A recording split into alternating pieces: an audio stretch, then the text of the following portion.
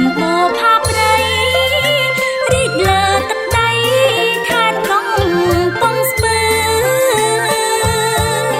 សំរងរមណីយដ្ឋានល្បីរន្ទឺខេត្តមានពន្លឺវប្បធម៌ស្រងថ្លារៀបរាប់ខ្លីៗនៃរមណីយដ្ឋានក្នុងខេត្តយ៉ាងមានយ៉ាងច្រើនអស្ចារ្យរមណីយដ្ឋានអំពែភ្នំថ្លៃថ្លាមានស្ទឹងរកខាងធម្មជាតិស្ពានយោអត់សៀនជាតិព្រៀងស្រាមរិទ្ធកុសមៈទីមានលក្ខណៈពិសេសប្រមូលផ្ដុំដោយទេសចរឈូឆរចិញ្ចោ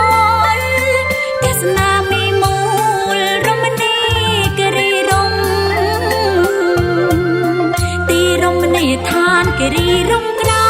មស្ថិតនៅទីប្រមងក្បែរនឹងជើងភ្នំទីនេះភាគច្រើនបានគេកែផ្សំមានភាពសមរម្យតាំងទាញភ្ញៀវជាតិ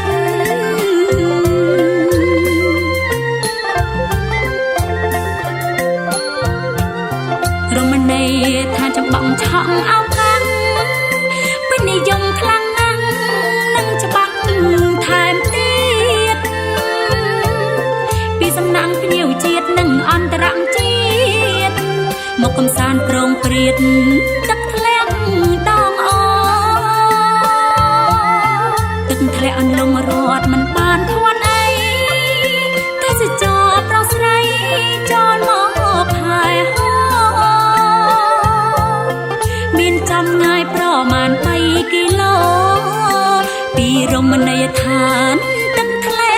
ក់ចំបង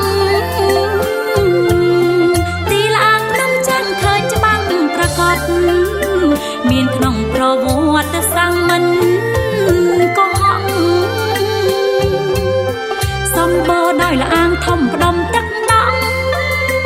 មានជនជាតិសួយរស់នៅយ៉ាងសប្បាយទីរមណីយដ្ឋានវប្បធម៌ភ្នំព្រាំងប្រជាជនក្មេងចាំងពីទីចិត្តឆ្ងាយ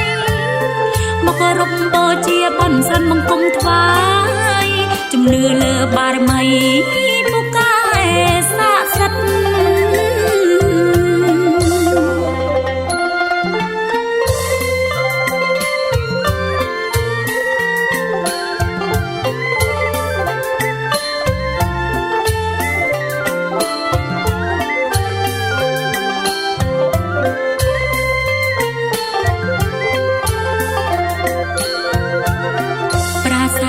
ពងសាងលើកំពូលភ្នំទីតាំងជាខំស្រុកភ្នំស្រួយពិត15គីឡូម៉ែត្រពីខេត្តមិនជិតមានកម្ពស់ប្រមាណ300ម៉ែត្រតំបន់ទេសចរជនជាតិសួយជាតិព្រៀងទឹកមួយរបងខេត្តមានវប្បធម៌ទំនៀមទម្លាប់ប្លែក